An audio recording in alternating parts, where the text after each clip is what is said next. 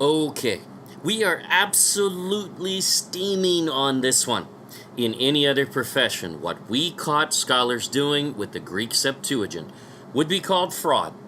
When you see what we found in the Greek Septuagint, which they have been attempting to use to steer people away from the Philippines, the actual Ophir, proven definitely at this point, but instead to lead people to India based on a name that Egypt does not even use to represent India in history, as it has had a different name for India all along, as recorded even in hieroglyphics. And it is not Sophira. It's bad enough that that's the case, but this gets far worse. Maybe before writing a Bible dictionary or supposed scholarly article about how the Greek Septuagint places Ophir in India, they just might want to actually look up the guy's name first. Oh, didn't think of that? Really? And you would actually find, in Greek, the Septuagint renders Ophir as, oh, wait for it, Ophir, and never Sophira. Duh. How could they miss this? We'll show you. And this is really bad, but this video is going to be really good, because this will seal the nail in the coffin of India's claim to be Ophir 100%, and it has been right there in the Septuagint all along, which supposedly proves the opposite. Wrong. We'll see. Welcome to 100 Clues. The Philippines is the ancient land of gold, known as Ophir in the Bible and history. No, it's no fable, and this has already been proven in full in the God Culture's Solomon's Gold series. At the request of many viewers, we have pulled out 100 compelling clues, really proofs or evidences, from this research, in which we will highlight briefs of the most compelling points, and yes, there are over 100. These videos are for those who have not had time to watch Solomon's Gold series. Great for teaching in small groups, and easy to share to friends and family, especially skeptics. This brief video cannot replace that 50 video series nor prove the way that it does, but this will be very effective nonetheless. So go there for full evidence. But now, part 45 of our series, 100 Clues, the Philippines is Ophir. One clue at a time.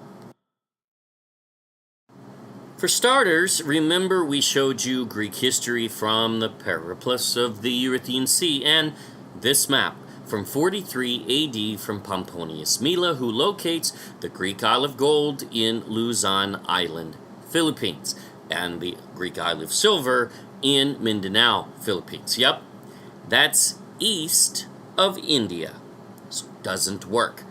So when the translators translated the Septuagint in Greek in 200 BC or so, did they not know this? Oh, they knew, and modern scholarship has really screwed this one up. Even Josephus knew that Christ, the Isle of Gold for the Greeks, was Ophir. But let's not pretend that we need a huge scholar to figure this out, because actually the Bible renders this in Greek, and it's very easy to see. Let's review a few. In Hebrews 9, in Greek, the Ark of the Covenant was overlaid with gold, or in Greek, chrysion, or Christ. It is the Greek word for gold. In Matthew 2, Messiah was brought by the wise kings gold, or Christos, Christ. We know that was Ophir, so the Bible is really clear on the connection without Josephus needed. Christ is Ophir. Matthew 23 discusses the gold of the temple as Christos. And Revelation 21 describes New Jerusalem's streets being paved with chrysion, Christ gold. Ophir, all the same. In fact, we showed you in a previous video that the book of Tobit says New Jerusalem will be paved with the gold or the stones of Ophir. It's gold, as it is written in Hebrew, or Christ, if you were to render it in Greek. It's the same thing. Scripture equates Christ with Ophir. But now, for the big lie, exposed. And this is good. You remember one of our core passages in this whole journey. We use the KJV, but let's look at it in the Septuagint.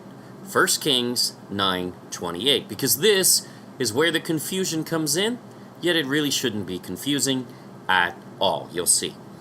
And they came to Sophira. Well, wait, isn't that supposed to be Ophir? Well, it is in the Hebrew rendered as Ophir.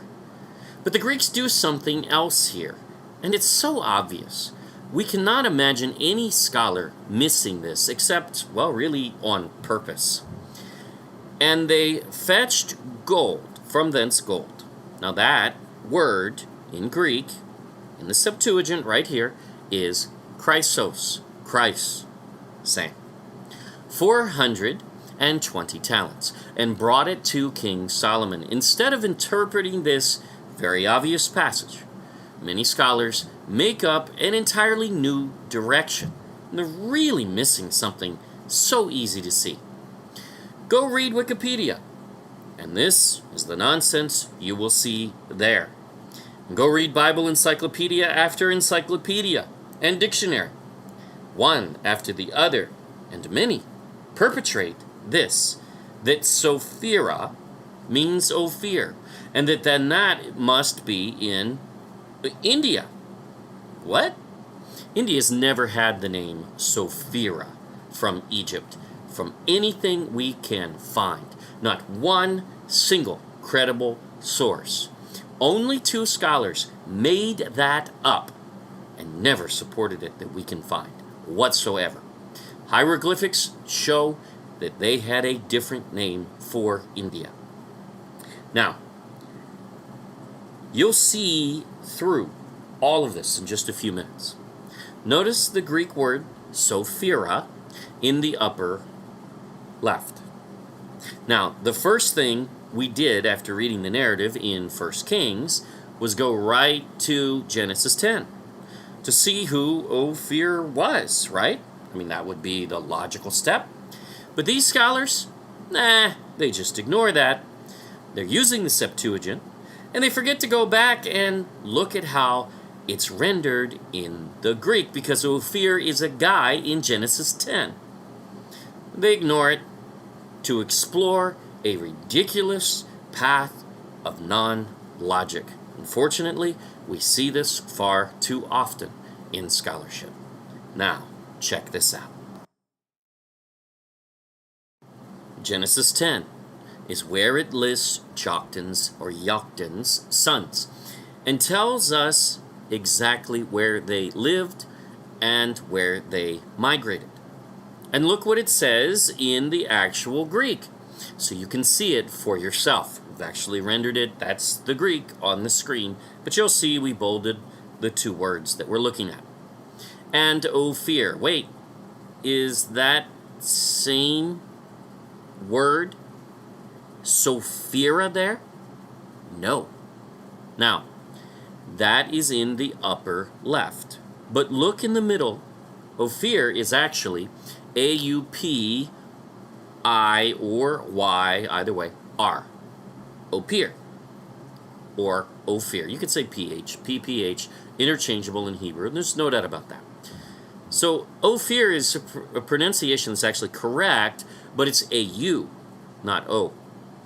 And look, the Greeks weren't trying to change the word at all, as we find many times, especially with the Septuagint. They translate it into Greek as O-U-P-I-R, still Ophir, and very close, actually. But something's wrong. If Sophira is not Ophir, then what is it? Well, how would we know? because it's also used in the same passage and not for Ophir. No, we just read that. Now let's read on. So Ophir and Ulat, or Havilah, is the Hebrew of that, and Jobab. These are the sons of Joktan. And their dwelling was from Mesha, remember that, as thou goest to Sephar, the mount of the east. Wait, in the Greek, it doesn't say Sephar, though, does it? No, but it's very close. Oh, the Hebrew is in the upper right. Is it possible the translators were simply trying to come close to the same word in Greek as it's rendered in the Hebrew? As an interpreter really should, because they shouldn't be changing words. They should be interpreting from one language to the other as closely as possible, right? Well, that's exactly what they did here. But wait, this word looks familiar in Greek. Oh, this is the word we've been seeing. Because it's the same as the upper left. It is Sophira. Sophira is Sephar, not Ophir. So all these, and there are very many, scholars who are using this junk scholarship to try to lead to India are utterly negligent, or worse, being deceptive. And the latter is far more likely in this case, because this is not rocket science. Standard Scholarship 101, they should have checked Genesis 10, and they failed to do so. Absolute negligence. Sophira is never Ophir, but it is Sephar. But wait, wasn't Sophira used in 1 Kings in place of Ophir? Well, aren't Sephar and Ophir interchangeable? Did not Ophir migrate to Sephar? Of course he did. Let's take another look. Why, yes, it was, and very appropriately, because Ophir migrated where? To Sephar. And we even covered Parvaim, or really Sepharvaim, or the people of Sephar, which is basically what that would mean, is one of the names of the gold equivalent to Ophir. And in fact, in Aramaic versions of the Bible, they just render it as Sephar, also an accurate way to do that, rather than Parvaim at all. So they don't even go to the Sepharvaim, or Parvaim, because it's Sephar, and Sephar is Ophir. They're not the same word, however, but they are the same place.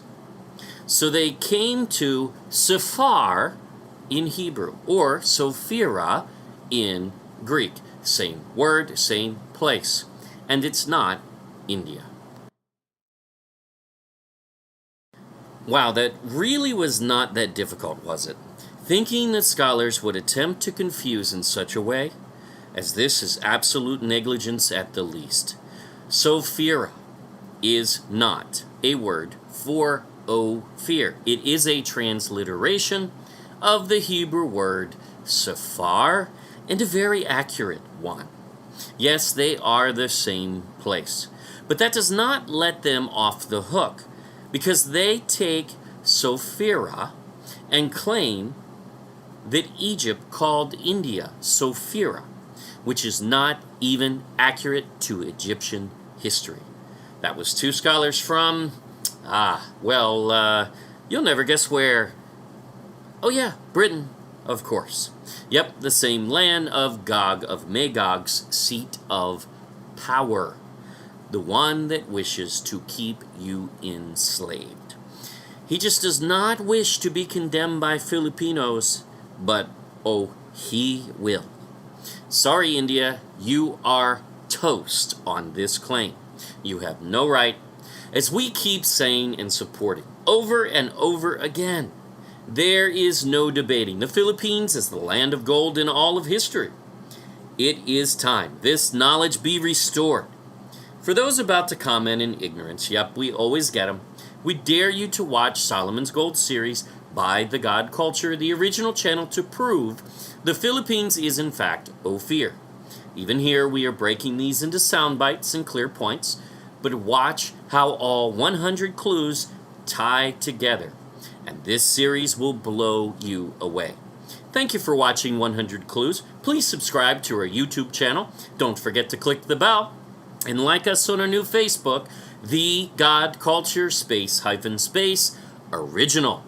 If you wish to skip ahead, go to the God Culture YouTube channel and watch our Solomon's Gold series in English or Tagalog, and any of our series, as there's something like 170 videos there now. There will be a link on the next screen. We can know this truth and be confident this belongs to the Philippines, and no one, and I mean no one, can disprove it. Until next time,